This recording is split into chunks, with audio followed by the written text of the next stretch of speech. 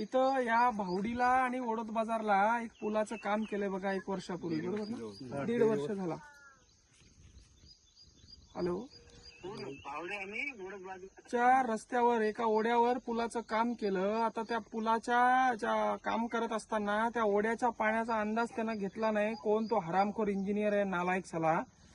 आता तो पूल बांधला. आता त्या पुलाचं पाणी, त्या ओढ्याचं पाणी त्या नागरिकांच्या घरातून जात आहे. मग त्याला काही इस्टिमेट होता का नाही? त्याला काही अंदाज होता नाही का? त्याच्या बापाचा पैसा होता का तो असा पाण्यासारखा वाया घातला त्यानं?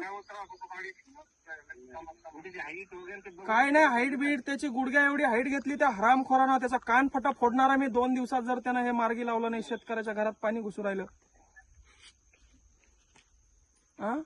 तुम्ही त्याचा आजच्या आज तपास करा.